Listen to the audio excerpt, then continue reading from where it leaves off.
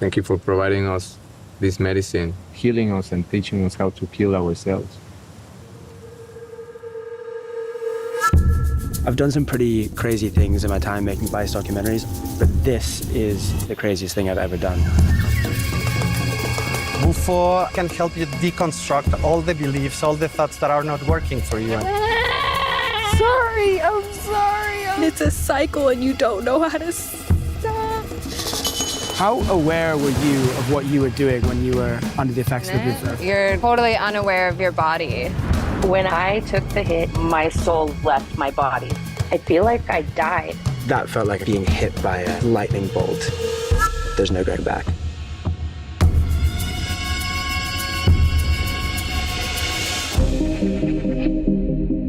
Taking Bufo alvarius, or speed toading, involves smoking the milked poison of the Sonoran desert toad in a glass pipe. Known for instilling total ego death, it's considered the most powerful hallucinogen in the world.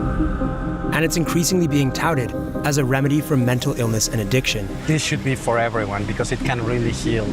Now, growing numbers of psychedelic tourists are traveling to Tulum, Mexico, where Bufo ceremonies are legal in search of a life-changing experience. Each journey, I just leave and I feel so much better. It became the most significant experience that I have in my entire life.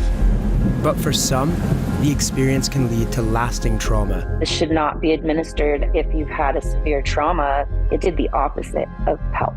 You know, I would never, ever want to experience that ever again. What's more, accusations against prominent shamans of sexual assault and accidental deaths have shaken the Bufo community. People are taking advantage of women, taking advantage of tourists, taking advantage of the medicines. I'm seeing so often in different chat groups, watch out for this guy. Last high season, there was so much. As its lure grows, I'm here to experience firsthand whether taking Bufo is really worth the risk.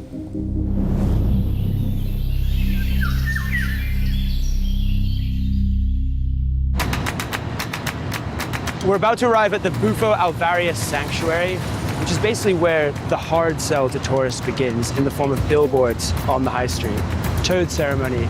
Inside, a shaman or facilitator will, for a fee, give you the world's most powerful hallucinogen in a teepee, and then you're back out within an hour. Hello. How's it going? Are you Dr. Alvarius? That's great. Matt, good to meet you. Welcome. We can go straight in to see the place. Who's this? It's Mike Tyson with Dr. Jerry. He's one of the pioneers of serving Bufo. Already like 15 years ago he started. Dr. Jerry. Dr. Jerry has popularized the drug around the world. The medicine does ego death. Picking up such fans as Mike Tyson. You guys took me to heaven and back, man. He took me somewhere I've never been before, man. He sounds like someone I should meet then. Yes, absolutely. And how many people can you see in a day here? Up to 12 Bufo sessions a day, 1 hour private sessions. And how much does it cost for one? 3,000 pesos. Is it a profitable industry? Yes, I think everyone here is winning. What kind of qualifications do you need to administer Bufo? There's not much theory to learn. It's just to serve enough and to protect them during their journey. And where does the Bufo happen? Bufo we do in the big teepee there. Can I have a look inside? Sure, let's get in. Clients book this teepee for an hour, but an average Bufo trip lasts around 20 minutes. So you've come here to do Bufo? This is an incredible experience here. And this is my second time coming to this location. What are you expecting is going to happen? Each journey, I just leave and I feel so much better. My depression has helped a lot. I have less anxiety. I'm kind of able to deal with things at home a little bit better. So that's what I'm expecting, that peace. So did you have clinical depression? Yes. And were you medicated for that? Mm-hmm. When you first did Bufo, did you stop doing the medication? I stopped it before the ceremony because you're supposed to stop all of that 2 weeks before, and I did then, so. Did you go cold turkey? Pretty much, yeah. Are you nervous at all or apprehensive? Mm-hmm. I was nervous the first time for sure, but no, I'm not nervous. I know exactly what to expect, so I'm just ready. Mm-hmm. Bufo is 10 to 20 times stronger than DMT, so it's no surprise Victoria doesn't want us to film her experience. Hey, how are you? I just became one with the earth, and this amazing light was coming out of me, and it just reminded me like it's always been inside of me. And I thought I had lost it, but the light is still there and it's very strong, and I'm just so full of gratitude right now. And can you try and describe the experience at all? Parts of it was very much like being an avatar, like if you can think of the colors and you can hear colors and you can smell colors, it's like you become one with the planet, and that's how I felt, and I felt the light coming out of me. Wow. I kind of want what she has, you know? Like she's had a full reset, so if I can get that, that would be amazing. Many people seek Bufo as a remedy to their mental health issues. You might think that places a huge responsibility on those who administer it, but their approach is surprisingly blasé. So there's no customer that you would reject? Only if they have some serious physical illnesses. Not if they had schizophrenia? Yeah, even schizophrenia, I don't think it's absolutely can be healed with this as well. What about if they're on antidepressants? The addiction of these antidepressants can be also resolved here. Would you tell them to stop taking their medication? Yeah, if they can do it, it's advisable to stop using them a few days before. Isn't it a little bit dangerous just to stop taking your medication? Yeah, if you are suicidal, maybe you suicide if you stop taking.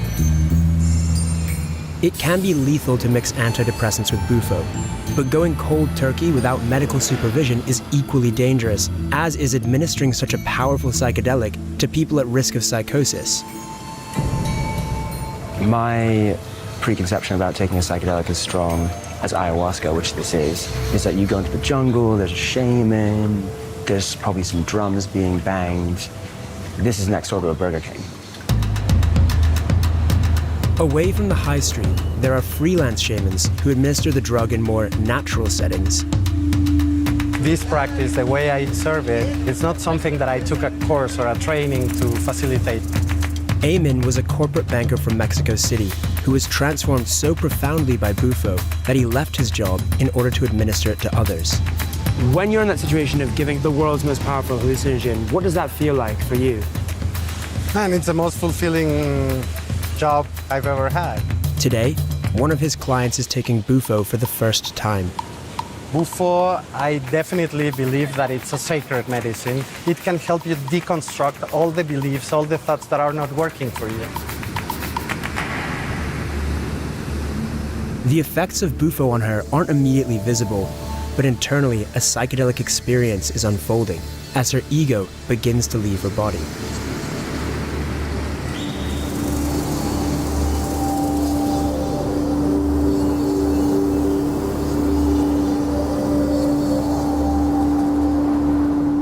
How aware were you of what you were doing when you were under the effects of the Bufo? Like, not. Not at all? Yeah, not at all. You were sort of like giggling and drooling a little bit, almost like a happy baby. In fact, at one point you actually had a rattle. I did. I felt like happy baby. I was like... At one point you said, gracias, Pachamama. Pachamama is Mother Earth, and I think I felt really held. In that whole experience, being outside of my body, I wasn't gonna fall through a hole, of like nothingness. Mother Earth provides everything that we need to feel safe here. Ansley had a positive experience and seemed comfortable with Eamon, but putting yourself in such a vulnerable state carries some risk. Unfortunately, there are a lot of people practicing with no safety, or it's just transactional. So there are risks involved, people drowning, people heart conditions, or taking other medications that can give you a serotoninergic syndrome and you can die. People get really sick. Right, okay. Yeah. And what kind of sick? Like vomiting, fever, chills, like their bodies don't react well. I guess you really have to, trust that person because they're administering such a powerful medicine. Yeah, I think you're totally unaware of your body. And like if someone was touching me, like I wouldn't be able to do anything about it. Have there been any instances of like sexual abuse? Yeah, a lot of facilitators, I know that they use medicines to try to get involved with the girls or even brainwash them. Like there are a lot of stories.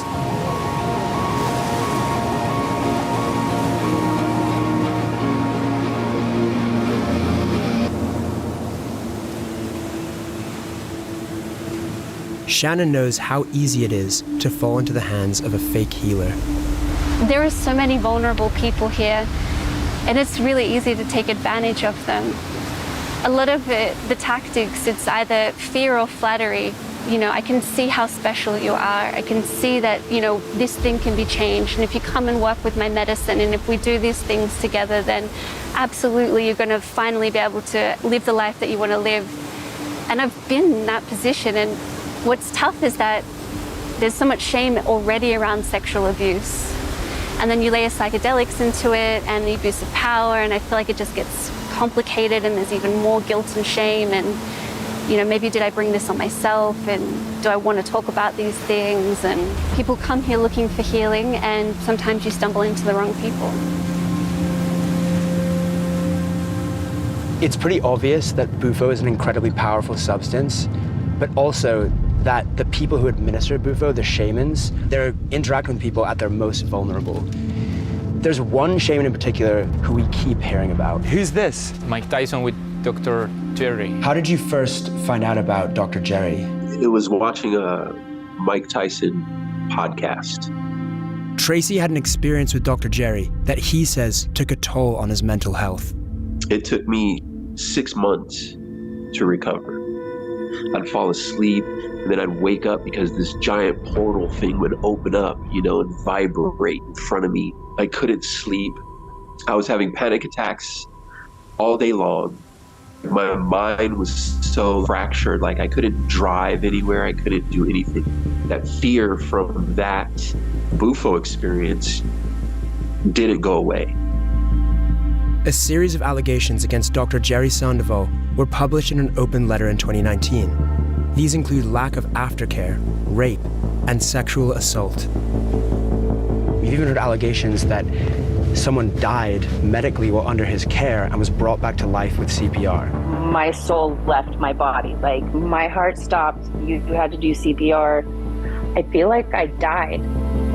We've managed to get Jerry to meet us on the shores of Lake Bacalar before we take a boat to a remote island to witness a Bufo ceremony. Jerry? Hey. Matt, good to meet you. Nice to meet you, Matt. This is Leo. He has agreed to answer our questions about the allegations against him, but not in front of his clients. Adam, nice to meet you. So the people here, are they all going to do Bufo with you today? That is correct. What kinds of reasons are they coming to you for doing Bufo? They can say for themselves, no? Yeah. In my personal life, my daily life, I do deal with a great deal of anxiety. So I'm just looking to step outside of myself. That way I just have at least a reference point so that moving forward, I can really make some significant change. I'm hoping just to continue my journey of self-improvement. I feel like the breakthrough, that near-death experience you sort of experience has that potential to help in that way. To heal our soul and heal our bodies and our mind as well. So it's a full combination of body, mind, and spirit. And what's your connection to Jerry? I'm his wife. You're his wife? I'm his wife, yes. I'm facilitating Bufo today. I have done it with Jerry before. The first time, 6 years ago, I had a really, really intense trip, but it was exactly what I needed. How many milligrams do you give each person? I'm giving around 90 to 100 milligrams. It's the minimum effective dose to completely dissolve the ego. You're not supposed to be here. You're supposed to be out of here. Who's gonna go first? Oh yeah, I'll go first. Adam is a Bufo enthusiast and is here today hoping to cure his social anxiety.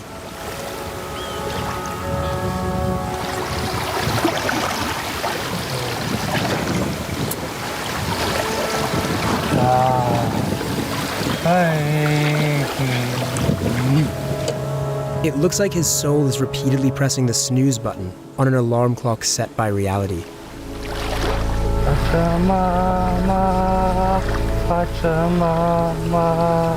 After 20 minutes, he's back. Back to reality. If you think that psychedelics exclusively lead to altruism, his next comment may surprise you. Give all the credit to Ayn Rand. One of my goals is to live 200 years, and I really believe plant medicines have a major role in that journey. While it's so far unclear if Adam's trip has brought society any closer to immortality, He reported that it did help his social anxiety. Can you get like under my arm? Jerry's next client is 25-year-old trainee yoga teacher Jordan. Oh, you missed the coochie cleansing. But that was actually very important. Why is it important to have your coochie cleansed? Because this is my power center and my energy center, and it's what makes me me.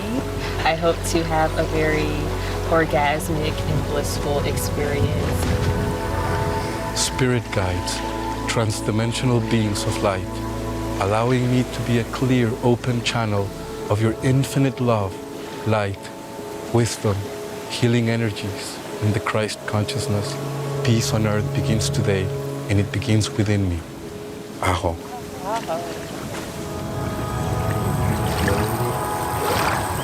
3, 4, 5, 6, 7, 8. So can you hold it, cover your nose and mouth. 8, 7, 6, 5, 4, 3, 2.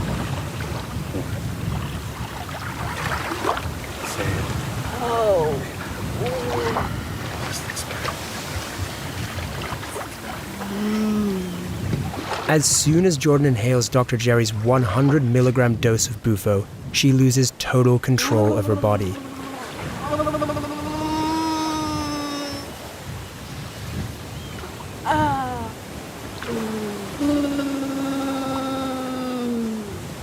The teeth chattering, where does that come from? Well, when the medicine comes in, it begins on the feet, manifests as a small jittering movement, ascends all the way to the head.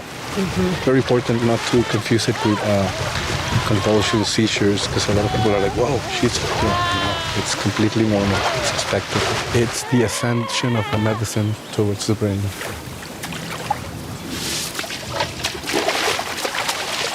Oh, yes. It's easy to see how important it is for people with intense reactions like Jordan to be carefully looked after. Oh,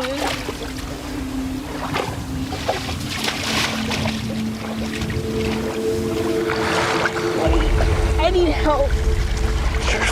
I need help. You're safe. I need help. Clarity's on the way.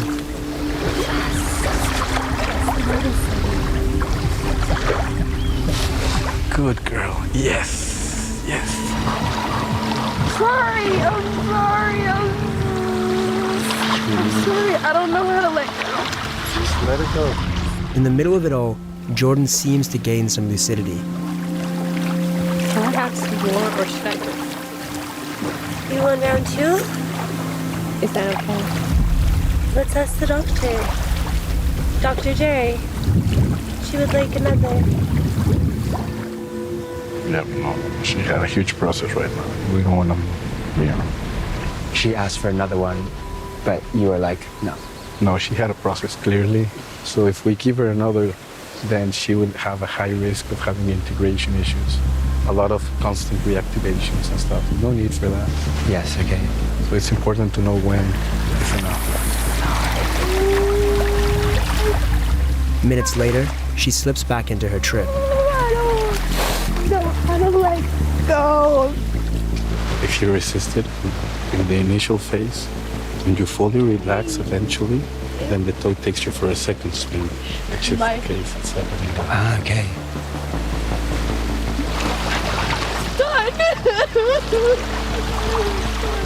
But coming back from that is so releasing. Thought I was done.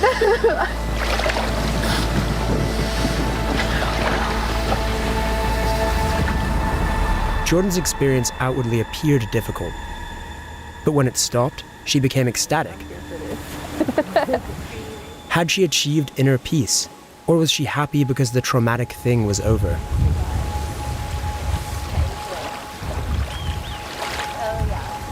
So what happens next for her? Well, she has a high chance of having a reactivation tonight. Does she have a support network that can help her with that over the next few days while she's doing it? Yes, absolutely. We're going to be in touch with her to see how she's doing. But no, she had a beautiful process. I'm really happy with her process.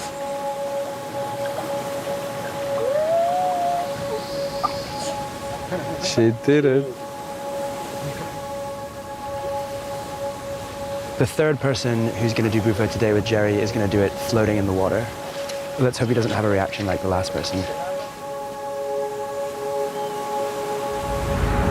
The water holds the secret of eternal life. When we connect to the water while being on a higher state of consciousness, your mind and your body lets go completely. I am you.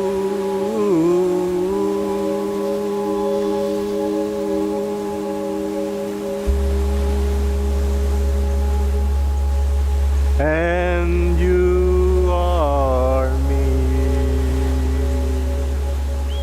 Hello, long time no see. Yeah, it was about 20 minutes. Way longer than I thought. Was there any particular trauma that you had that you felt was coming up? I think losing my father at a young age. When I was 9, he passed away. He was in a tragic motorcycle accident, and I thought I was done grieving that. And I think I just tell myself that I am and just keep going, and I'm really not. I don't know if you were aware, but you were saying, I'm sorry, I'm sorry, I'm sorry. Do you know what you were apologizing for? So I feel that I was still very much in my head and in the ego, and I was just apologizing for not surrendering, because it's a pattern that I feel I do time and time again, and then I beat myself up, and then it's a cycle that happens. But I think that's the thing with mental health issues, is that you're trying so hard. It's a cycle and you don't know how to stop. But it's not about being perfect, and it's not about trying to do the performance or trying to like say what you think people want to hear and all those things. So I was just apologizing, I think, for judging myself. At one point, I think you were kind of terrified and wanted it to stop. Is that right? Oh, no. No. Okay. If anything, I wanted more, because I think I wanted to take it to another level, but I think there's a lifetime for that. And I think that healing is a process, and this is just the beginning.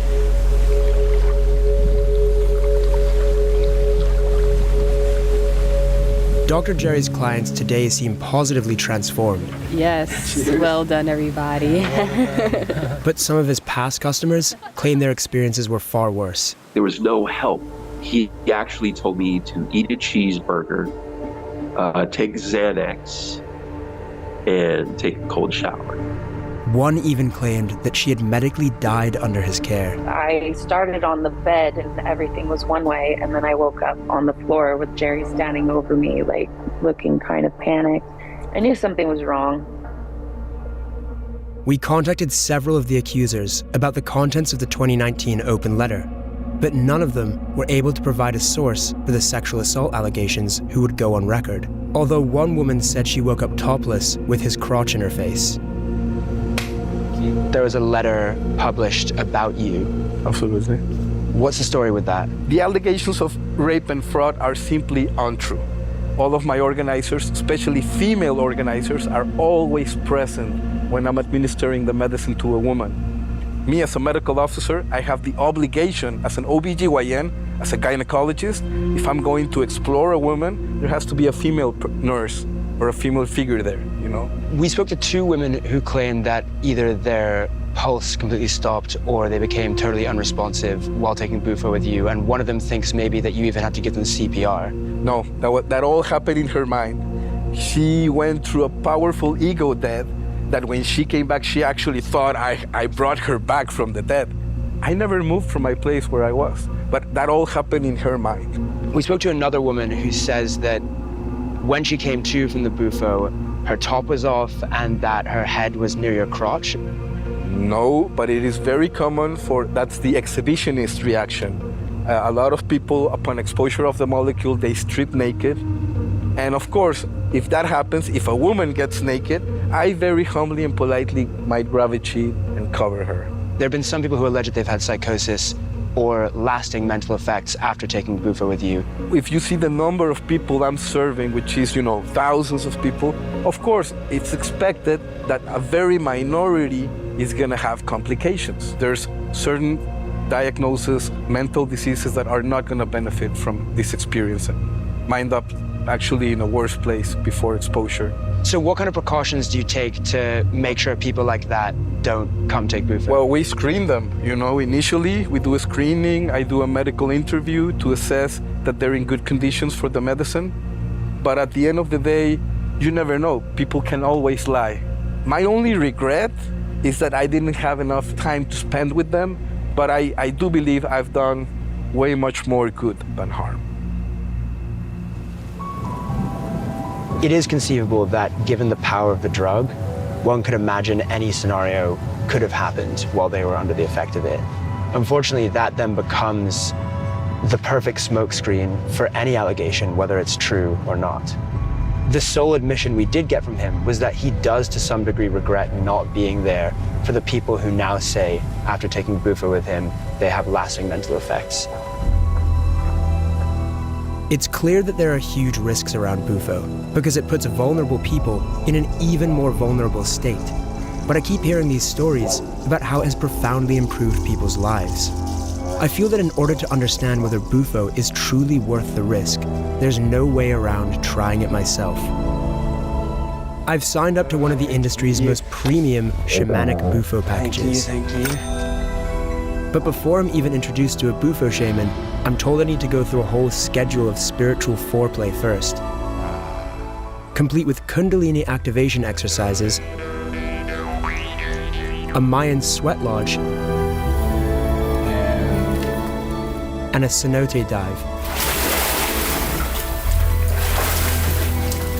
I'm wondering how much all of the random stuff that we're doing is actually important before ingesting the toad venom. Yes, very good. That was really good. I've never been walked on before, actually.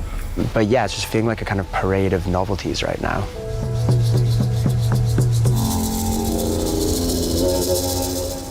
I've heard about these little dwarves called the Lucias. So Alucias are the Mayan spirits of the jungle. I didn't used to believe in them until I saw one myself. Okay, everyone keeps saying when you take Bufo, a part of you dies and a part of you is reborn and you change. And I'm just really worried that the part of me that's going to die is the part that doesn't believe in little dwarves, and the part of me that will be reborn is a new part that does. And I quite like the part of me that doesn't believe in little dwarves, and I really don't want it to disappear. Now I'm ready to meet a Bufo shaman, buy a replica of an ancient Mayan pyramid. I feel like I'm about to go on an extreme Disneyland ride. Hi. Hello. How are you? I'm very good, and you? Good, good. So, are you the shaman who's going to be giving me the medicine? I am the medicine man, yeah. So how do you decide what dosage to give people? Basically, I'm a highly intuitive person. Mm-hmm. The way that I commune and I serve is I connect with your higher self. And what's my higher self telling you now? Around 40.45 milligrams. Okay. Yeah. Just make sure that you're ready to let go of everything that you don't need. Okay. It's fun. Are you ready to die? No. Well, let's see. Just as I'm ready to take the hit, a last-minute surprise is that Rodrigo is taking a hit first. Definitely not the common practice of a sober guide to ensure a participant's safety.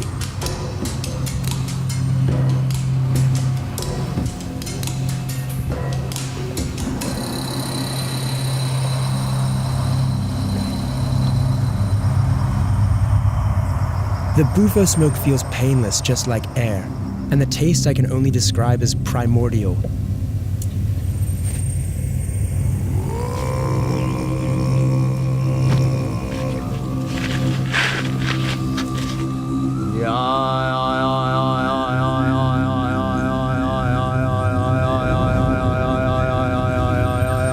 It instantly felt like the most profound thing to ever happen, as though until that moment I had only experienced a tiny, limited fraction of reality. I also felt extremely vulnerable, like I was an egg and God had just cracked me into a pan. At first I fought this, But then, when I finally surrendered, it was pure bliss. I felt the gust of wind on my body, and then was that gust of wind soaring across the canopy. It's like being dissolved into the ground around you. I remember you said to me something like, oh, you don't have to do it if you don't want to, and I was like, that kept playing back in my head, tethering me back to reality. Well, it's a hell of an experience.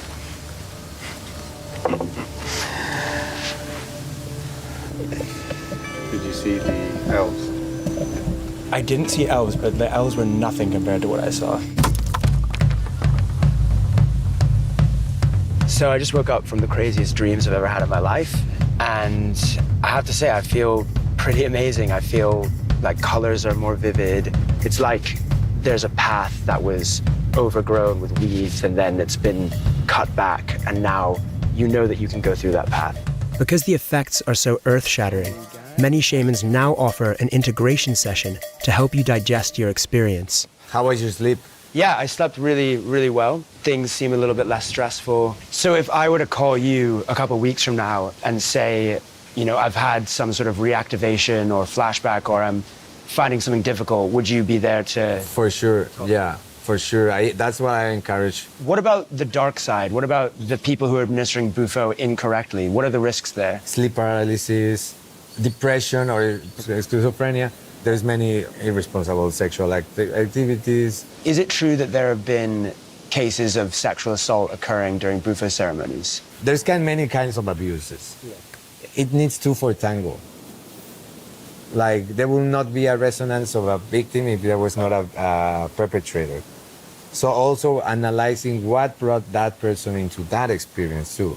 So in situations where women are alleging that they've been sexually abused, that you're saying that the woman might bear some responsibility? Yeah.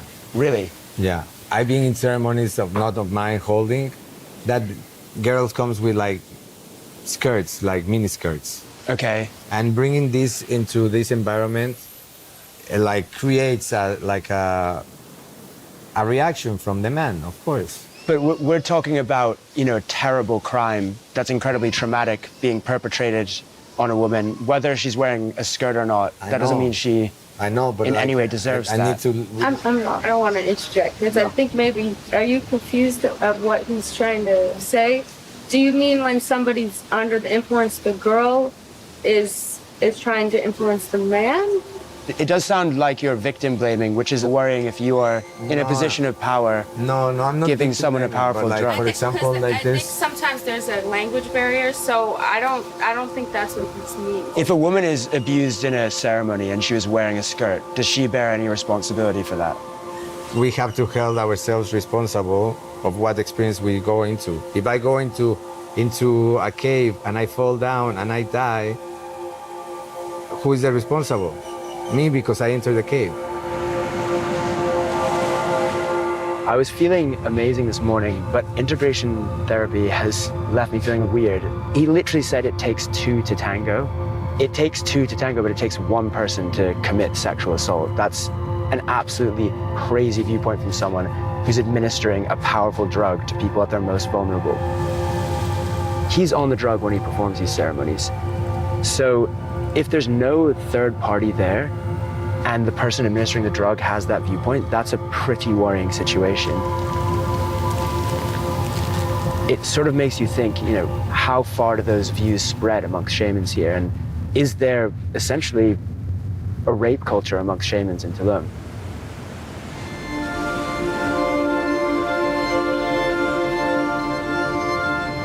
It's patently clear that the wellness industry is growing and growing. Tourists don't just want to party and have an adventure. Now they want a life-changing experience that's going to make them feel better. And they've found something that can potentially do that. But what used to be a substance you had to hike into the jungle and find a shaman to administer is now available on a main tourist high street. I've seen the potential this drug has, both in other people and myself. I feel better. I feel like that truer, happier, more at peace self. The power of that medicine can't be understated, but with a substance that makes you that vulnerable, there needs to be some form of regulation, some sort of system that prevents traumatic experiences happening. of miracles